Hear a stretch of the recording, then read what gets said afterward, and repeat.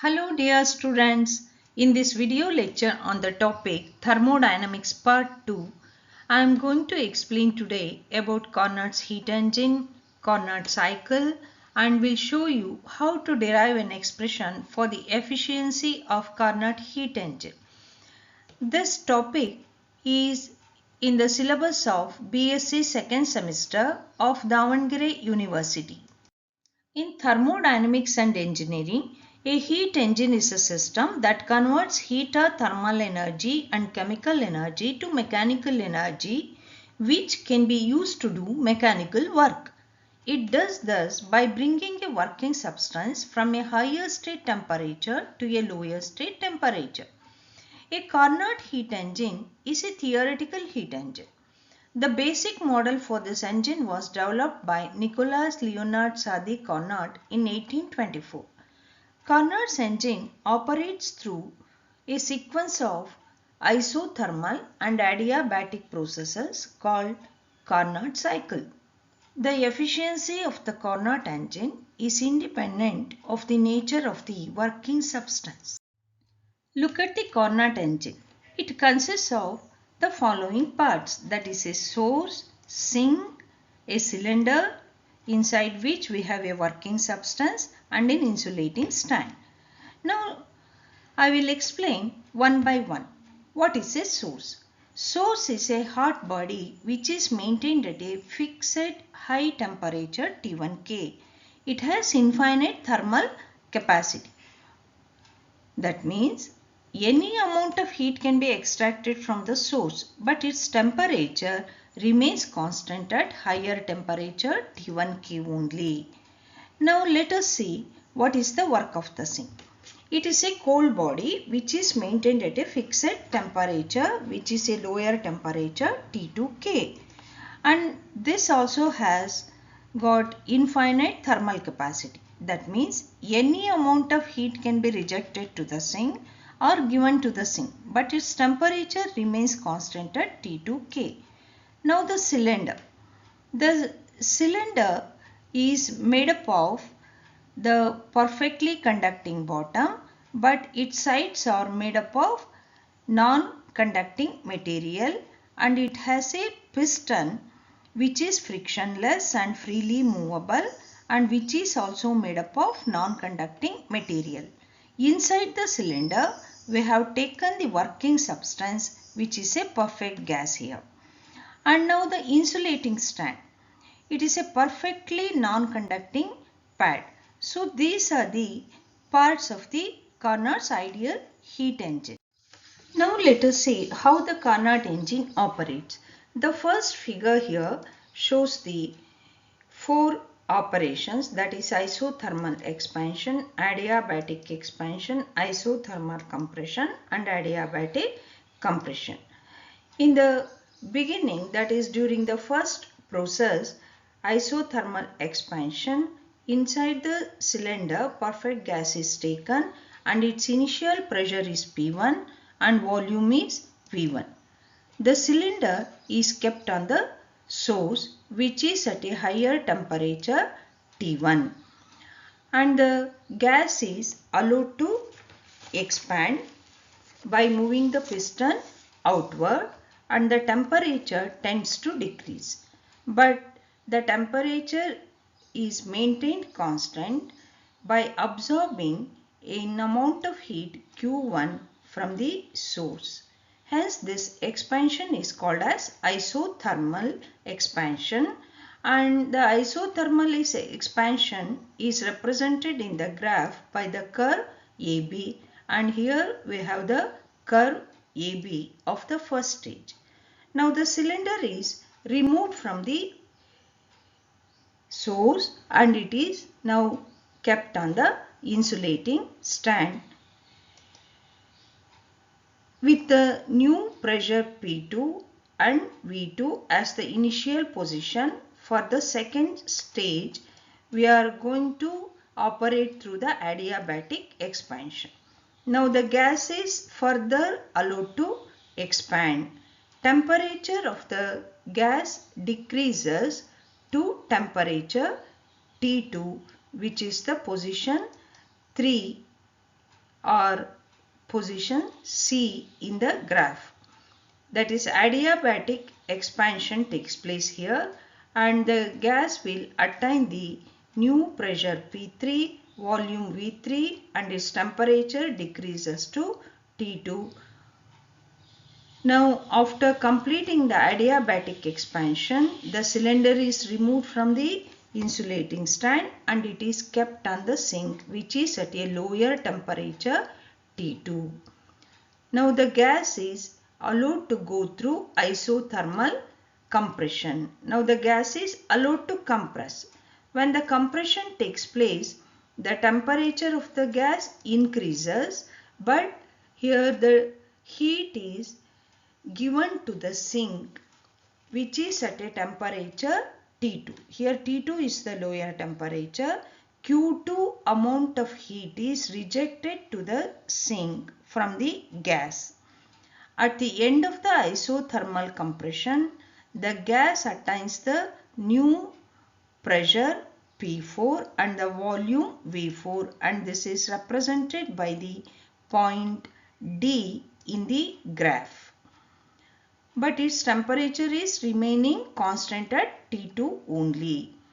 Hence, in the Carnot cycle, we have two temperatures. One is the higher temperature T1 of the source, where Q1 amount of heat is absorbed by the source, and temperature of the sink T2, which is the lower temperature, and here Q2 amount of heat is rejected to the sink. Now we have to move to the fourth stage, adiabatic compression. Cylinder is removed from the sink and it is kept on the insulating stand. The piston is moved further inward and the adiabatic compression takes place. During compression, the temperature increases to T1. That is, gas is allowed to go through an adiabatic compression such that its new pressure now is P1 and volume is V1 and temperature again comes back to T1, that is the initial temperature, which is represented by the point A in the PV diagram. Hence, we have completed the four stages now: isothermal expansion from A to B, adiabatic expansion from B to C, and isothermal compression from C to D, and adiabatic compression from D to A. This is called as the Carnot cycle. Now let us take up the mathematical part to obtain the expression for efficiency of the Carnot's heat engine. That is in the first step, that is during the isothermal expansion, that is from the curve A to B. Here Q1 amount of heat is absorbed by the system and this heat absorbed is equal to the work done, that is W1. W1 is equal to Q1 and during an isothermal expansion it is given by integration of V1 to V2 P into dV, and the expression for the work done during an isothermal expansion is RT1, that is T1 is the constant temperature, RT1 log E V2 divided by V1, and this is equal to the area under the curve AB, that is AB, G and E. This area represents the work done during the isothermal expansion. Hence W1 can be written as RT1 log E V2 by V1. This expression can be taken as the first one. Now for the second stroke, that is during the adiabatic expansion. Here also again adiabatic expansion means again work is done by the gas only, but no amount of heat is given to the system here. Here W2 is equal to V2 to V3 because this is from B to C. When we go from B to C, that is from V2 to V3, integration of V2 to V3 PdV will be equal to R divided by nu minus 1 into T1 minus T2, where R is called as the universal gas constant, and this work done during the second step, that is W2, is equal to the area under the curve BCHG. This is from B to C and then from BCHGB. Totally this area will represent the work done during the second stroke. Now during the third stroke or during the third step, that is isothermal compression. During isothermal compression, what happens? Q2 amount of heat is released by the system. That is, the cylinder gives an amount of heat Q2 to the sink. Hence here heat released by the system is equal to the work done W3, as Q2 is the negative here. W3 is equal to Q2 is equal to minus V3 to V4 PdV, and this is given by the expression minus RT2 log E V4 by V3. When we write it again, we can write it as W3 is equal to RT2 log E V3 divided by V4, and this is equal to the area CDFH, that is CDFH. This is equal to this area from C to D, and then under the curve this is from F to H. This area will be equal to the work done during the third stroke. Now the fourth stroke, that is during the adiabatic compression. During the adiabatic compression, this is represented by the curve dA. dA represents the adiabatic compression. During this process, that is the work done is represented by W4.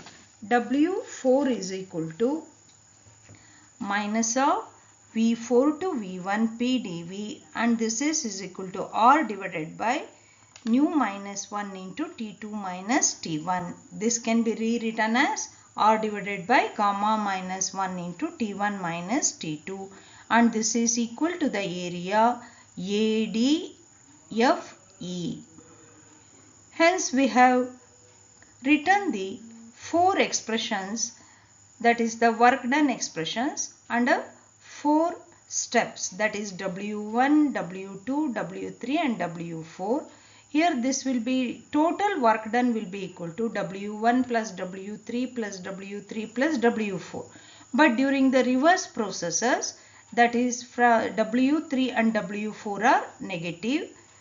Hence we can write the total work done can be W is equal to W1 minus W3, because here W2 is equal to W4.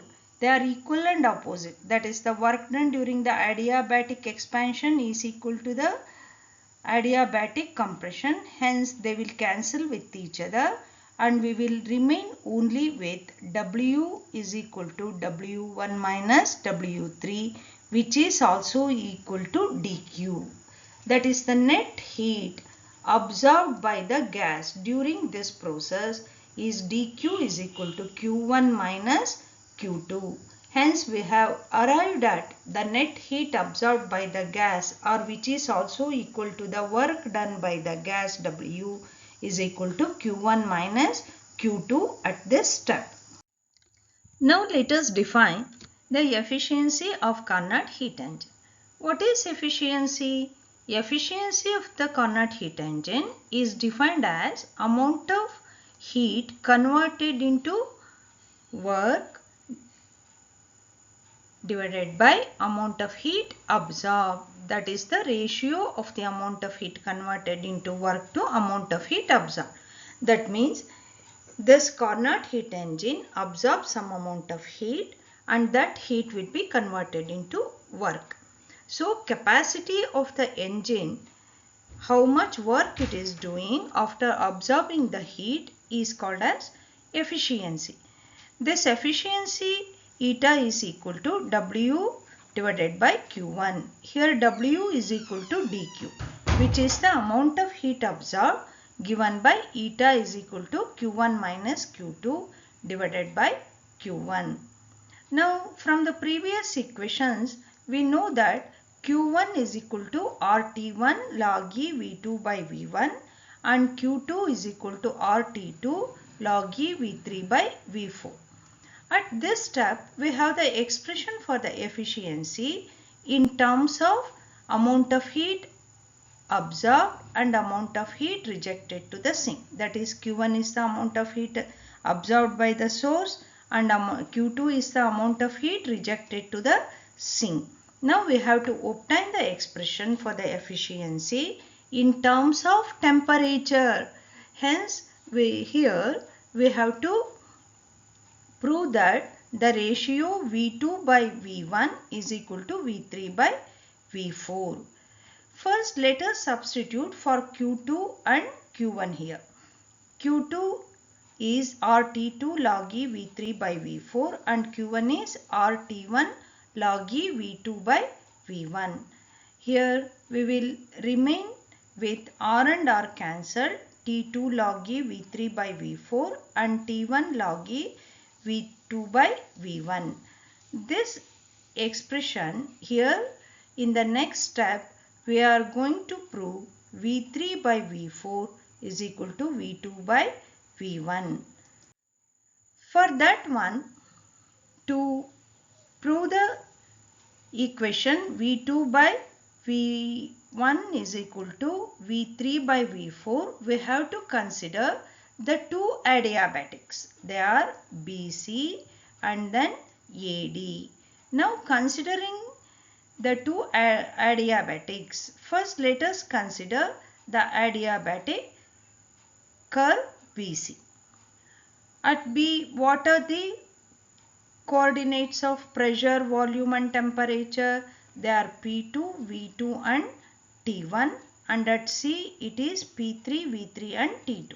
Then we can write for an adiabatic expression the relation between temperature and volume as T1 V2 to the power of gamma minus 1 is equal to T2 V3 to the power of gamma minus 1.